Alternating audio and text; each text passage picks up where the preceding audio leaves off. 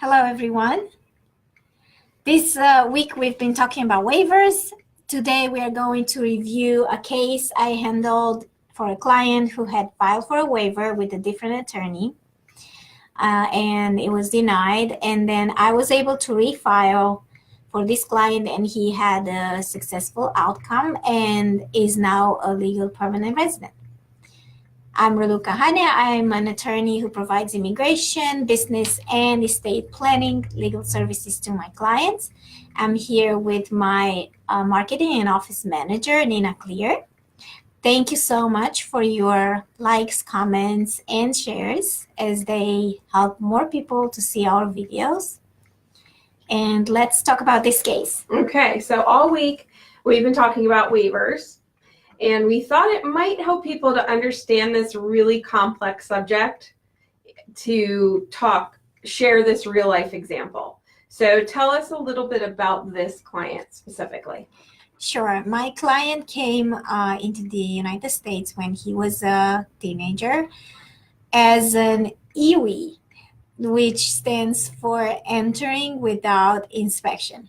So he did not have permission to enter the U.S. So he didn't have a visa, anything like that. He came No. into the U.S. Yes. Okay, and how long had he been in the U.S. when you met him? When I met him, he was here. He has been here for over 25 years. Okay, and did he try to obtain permission to be in the U.S. before coming to you?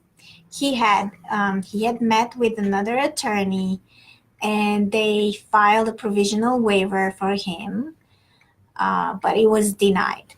And why do you think it was denied? Because you reviewed his old file, right? Yes. So do you have an idea as to why it was denied? Yes. So again, I just want to specify before that yes, he was married with a U.S. citizen, and they had children together. So the reason that he applied for the provisional waiver is that he qualified for it, being the spouse of a U.S. citizen. So from what I saw on the file that was sent to USCIS, it did not have all the supporting documents that I usually advise my clients to include in this kind of petition.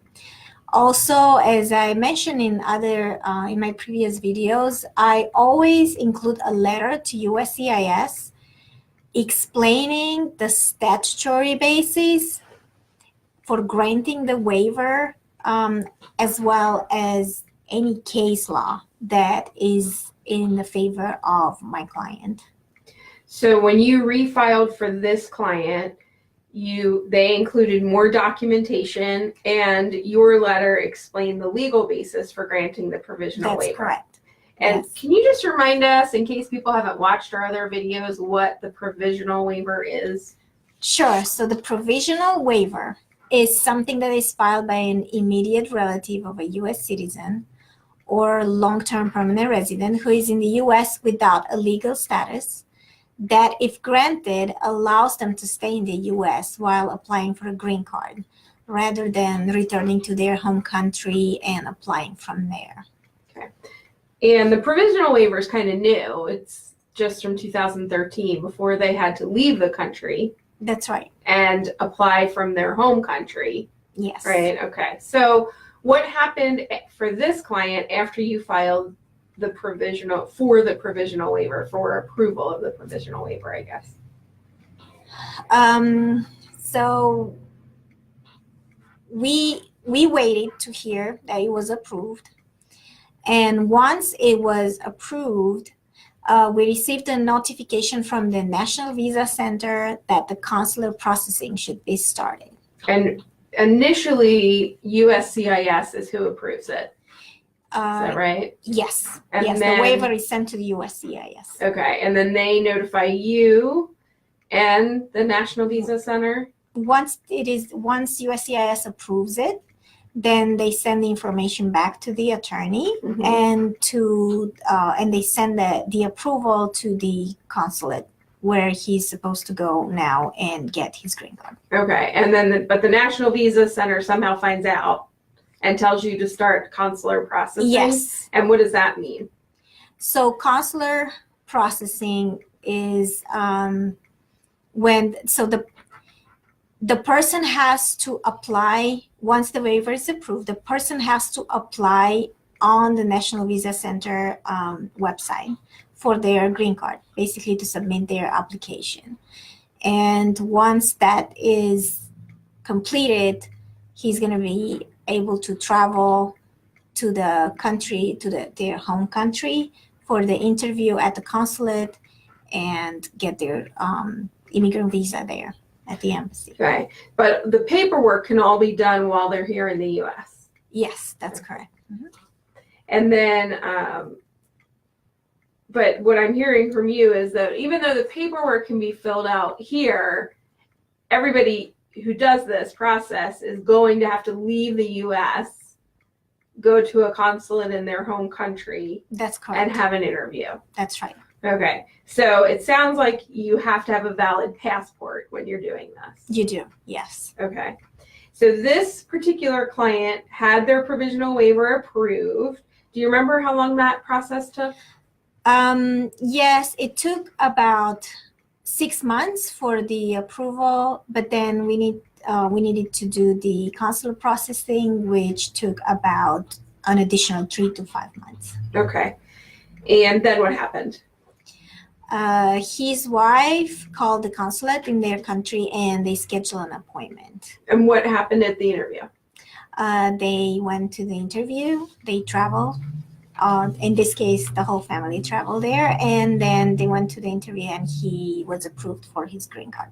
Okay, and that sounds pretty fast. I mean, 6 months for the provisional waiver approval, and then about 5 months to get to the consulate and be approved for a green card. Yeah. Is that normal? So everything is relative. So you can say it's fast compared to other cases where they wait longer. But each case is individual, like I said many times, and it depends on each case. And also a change in the law in 2013 allowing the provisional waiver for immediate relatives has also helped to speed the process for some of these cases, because before it might have taken 2 to 3 years to be approved. Okay. Just for him specifically with his situation, the country he's from, yes. Before this provisional waiver came about, his country was taken 2 to 3 years. Okay. That's right. And then we've talked about conditional green cards and green cards without conditions. So did he get a conditional green card? In this case, he got directly a permanent resident card because he was married with his wife for more than 2 years. And does that mean that he can now apply to become a citizen? That's right. Yes. So he can apply for a citizenship after he has lived for 3 years as a green card holder in the United States. And some people, it might be longer. His, it's 3 years because he applied with his wife. That's right. Who is a U.S. citizen. But depending on your circumstances. Yeah, it could take 5 years. Right. Okay. Or more. So this also brings something up. We were asked yesterday. We had someone inquire about leaving the U.S. with a green card for an extended time. And when you have a green card, even though it is permanent, if you leave the U.S. for more than a year without a very compelling reason, such as a medical issue, you are considered to have abandoned the U.S. residency, and your green card is not valid anymore. Well, that sounds like a great topic for another video.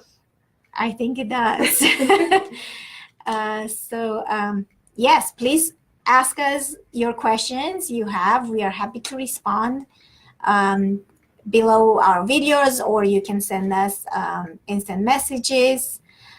We thank you so much for watching. Again, thank you. Hello, everyone who's watching. Thank you for sharing the video. Thank you for sending us your questions. And we will see you next week. Have a great weekend. Bye-bye, everyone.